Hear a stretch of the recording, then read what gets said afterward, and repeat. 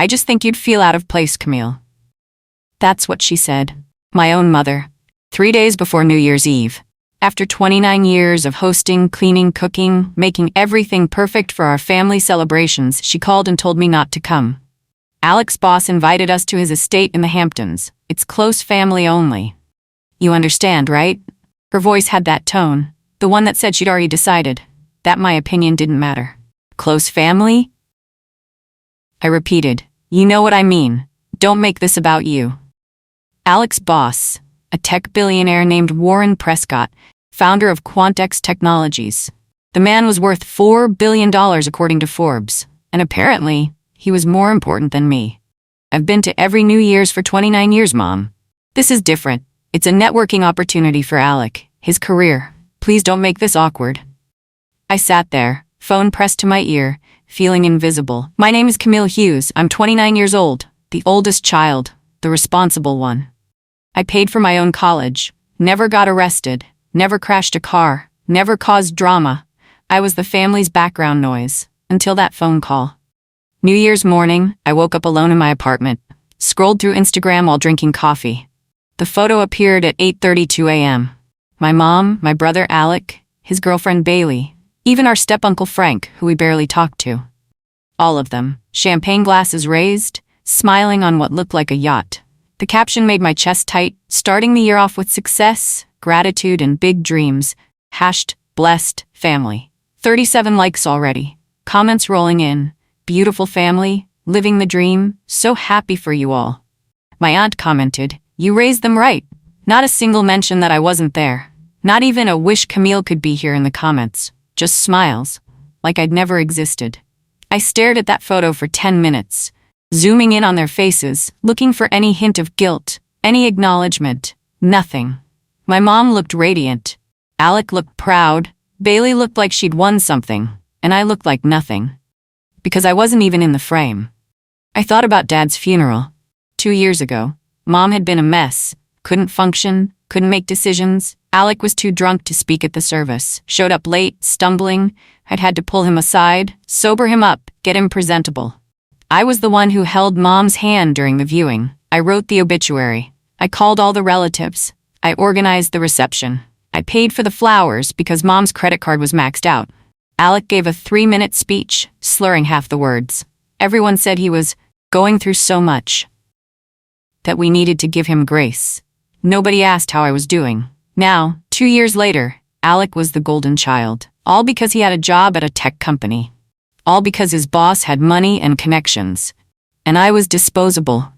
The invisible daughter who did everything right and got nothing. 3 days after New Year's, I got an email from Mom. Subject, quick favor. I opened it, already knowing I'd regret it. Hey sweetie, hope you had a nice New Year's. Quick thing, can you still cover your half of the Airbnb from last year? I know we said we'd split it, but I never got your payment. It's $847. Venmo is fine, thanks so. I read it twice. They were drinking champagne on a private yacht with a billionaire, and she wanted me to pay for last year's rental. The one where I'd cooked for 12 people, cleaned the entire house, organized activities, while Alec got drunk and Bailey complained about the Wi-Fi. I stared at that email, my hands shaking. $847 from someone who'd just posted vacation photos from the Hamptons. I didn't respond. Instead, I opened my banking app, looked at my checking account, looked at the overtime hours I'd been working. Then I archived the email. No response. No payment. If I was invisible to them, my money could be too. I was scrolling Twitter during my lunch break when I saw it. Bloomberg Business. Posted 43 minutes ago. Federal probe opens into Quantex CEO Warren Prescott for securities fraud and data manipulation. My finger froze on the screen. Quantex, that was Alec's company. Warren Prescott, that was the billionaire, the man they ditched me for. I clicked the article, read it carefully. Sources say federal investigators have been building a case for 18 months. Allegations include insider trading, falsified user metrics, and embezzlement of investor funds. There was a photo. Warren Prescott in a suit, walking into a courthouse. His lawyer beside him, the golden ticket they'd chosen over me. Burning. I screenshot the article, sent it to myself in 3 different ways. Then I waited for Mom to call. She called at 4:37 p.m. I was still at work. Camille, oh my God, have you seen the news? No hello, no how are you? Just panic. About what? Warren. Alec's boss, it's all over the news, federal investigation. Can you believe this timing? We just got back. I leaned back in my chair. That's terrible. Alec is freaking out. This could affect his job, his reputation. I'm sure he'll be fine. Silence. Then, you don't sound very concerned. Should I be? He's your brother, Camille. Right. Family. Close family only. Her voice went cold. Don't start. I'm not starting anything, Mom. She hung up. I sat there staring at my phone. Not a single apology. Not even acknowledgement that maybe, just maybe, she'd made a mistake. Just panic about how it looked, not what it meant. That's when I started digging. That night I searched everything about Quantex, every article, every press release, every interview Warren Prescott had ever given. Then I found Alec's LinkedIn. He'd posted something 6 weeks ago.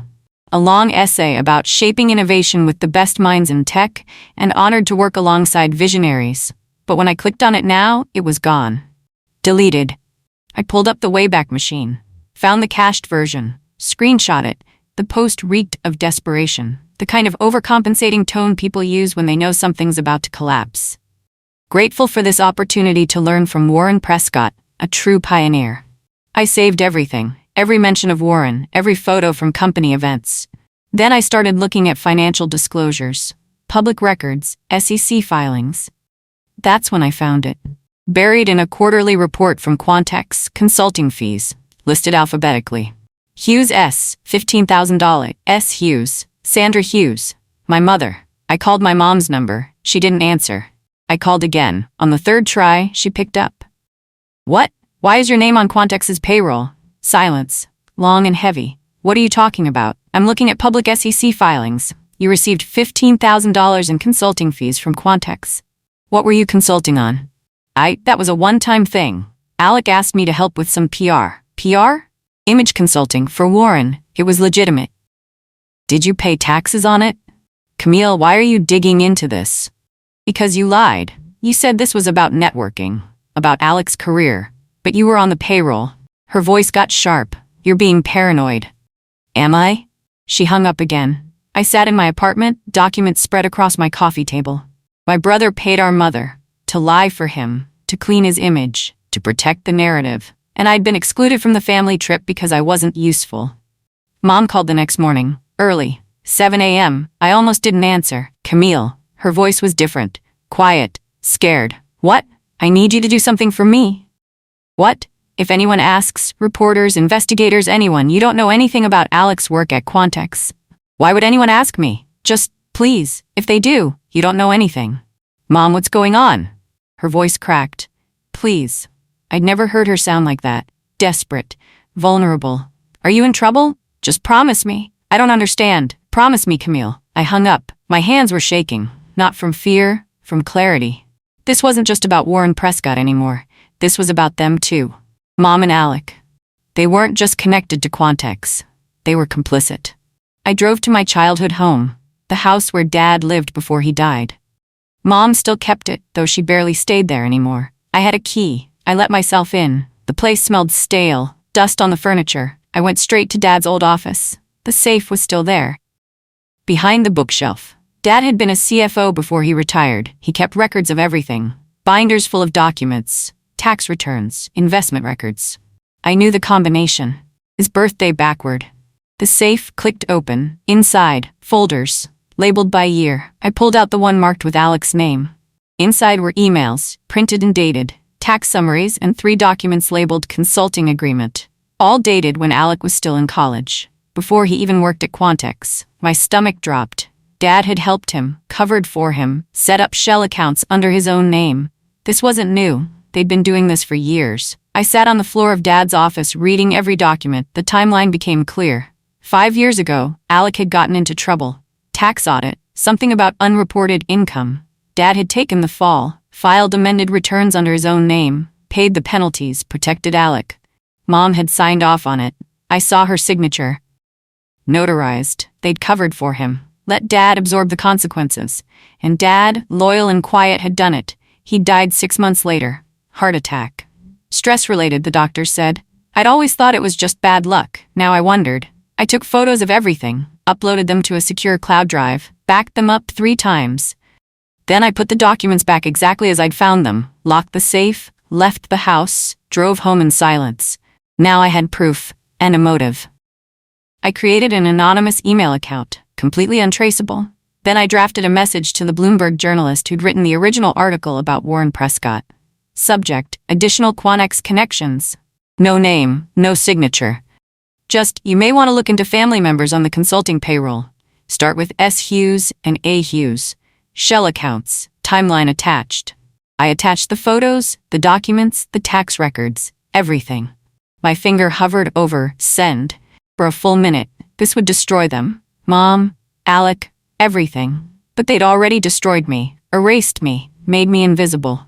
I hit send. 48 hours later, a new article went live. More family ties to Quantex exposed, Shell accounts under federal review. It didn't name Mom or Alec directly, but it mentioned family members of mid-level executives receiving questionable consulting fees. Close enough. Mom called me screaming, "You just ruined his life." I put the phone on speaker, kept my voice calm.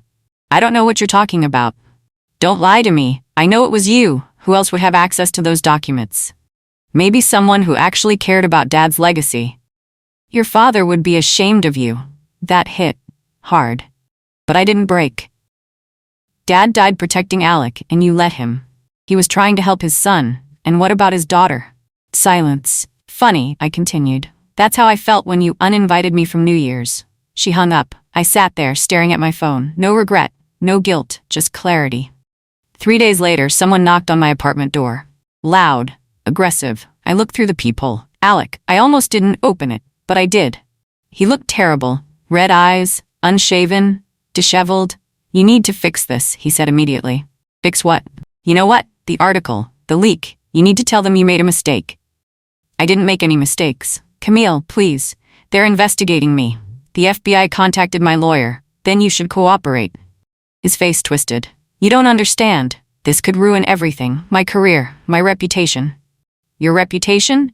"I was protecting us. By excluding me from family events, by paying Mom to lie, by using Dad's name for fraud. You're too small to see the big picture." I stepped closer. "You mean the picture without me in it?" His mouth opened, closed. I shut the door, locked it, listened to him bang on it 3 more times before he left. The family group chat exploded. Cousins, aunts, uncles, people I barely talked to, all of them turning on me. "Camille, how could you do this to Alec? You've always been jealous of him. This is family. You don't betray family." My aunt wrote, "You've always resented Alec's success. This is just sad."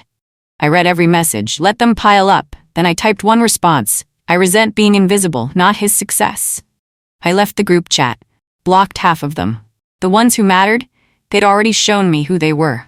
I went back to Dad's house, this time to his bedroom. Under his bed was a photo album. Old, leather-bound. I pulled it out, flipped through the pages. Photos of me, from birth to high school graduation. Dad holding me as a baby, teaching me to ride a bike, helping me with science projects. Every milestone, every moment. Then I found the videos. Old VHS tapes converted to digital files on a thumb drive. I played one, Dad's voice, for my college graduation. "That's my Camille. She always shows up, no matter what. She always does." Tears stung my eyes. I'd forgotten how much he believed in me, how much he saw me. Before Alec became the golden child, before Mom chose favorites, I copied everything, saved it to my personal drive, for myself. For once I remembered me. A letter came in the mail, from a law firm I didn't recognize. I almost threw it away, thinking it was spam.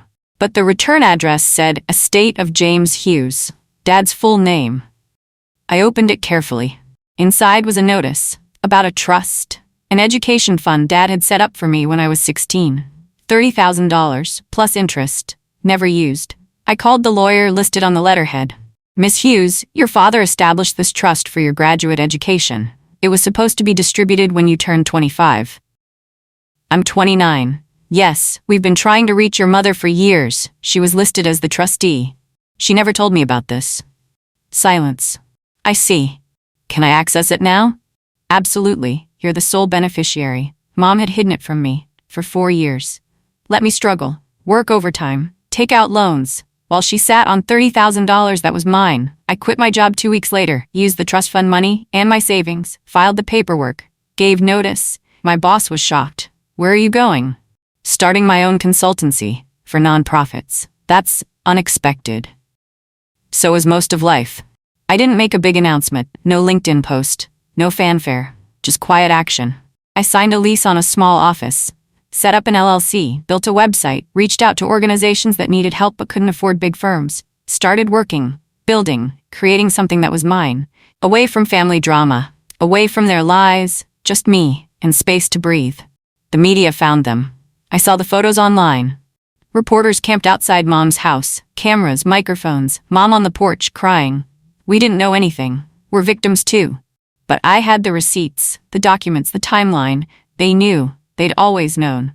Alec refused to comment. His lawyer issued a statement about cooperating fully with investigators. The story kept growing.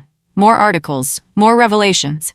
Quantex's stock crashed. Warren Prescott resigned, and my family crumbled under the weight of their own lies. I watched from a distance, not celebrating, not gloating, just observing. Bloomberg published another piece, 6 weeks after the initial story. Headline, Whistleblower from Within, How One Anonymous Source Helped Unravel a Tech Empire. The article didn't name me, but it described the documents, the timeline, the family connections. It praised the courage of someone willing to expose corruption even within their own circle. I read it 3 times. Mom called. I didn't answer. Alec texted. I know it was you. I didn't respond. My aunt left a voicemail. You've destroyed this family. I deleted it. But strangers sent messages. People I didn't know. Thank you for speaking up. My family did something similar. I wish I'd been brave enough. You saved people from losing their investments. That mattered more than my family's anger. Alec sent one email, just one line. Hope you're proud of what you did. I stared at it for a long time. Then I replied. I am. Sent. His response came immediately. You destroyed everything. I typed back. No, you did. I just stopped hiding it. He didn't reply after that. Mom called 3 months later. Different tone. Defeated. The lawyers want me to testify. About what? About what I knew. What Alec told me. What are you going to say? I don't know. They might take the house, Camille, your childhood home. That's Dad's house. They're saying I was complicit, that I helped hide assets. Did you? Silence. Will you speak for me? Tell them I didn't know? Mom, please, I'm scared. I closed my eyes. Tell them the truth.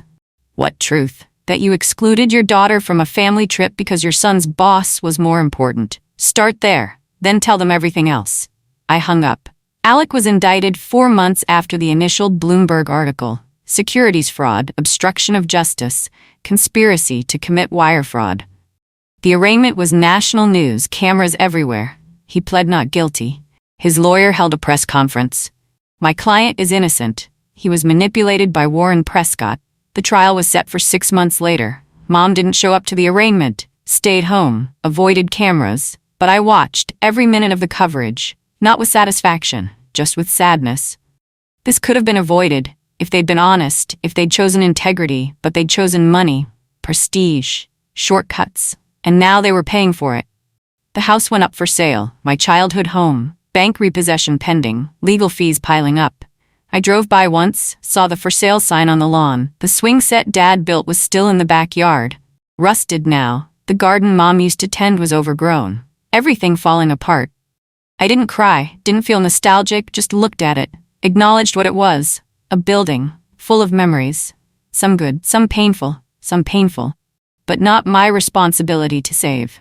I drove away, didn't look back. This New Year's Eve I didn't wait for an invitation. I threw my own party, my apartment, my rules, friends I'd made through work, people who saw me, valued me. We cooked together, laughed, played games. At midnight, we counted down, popped champagne, hugged. Someone asked, "Where's your family?"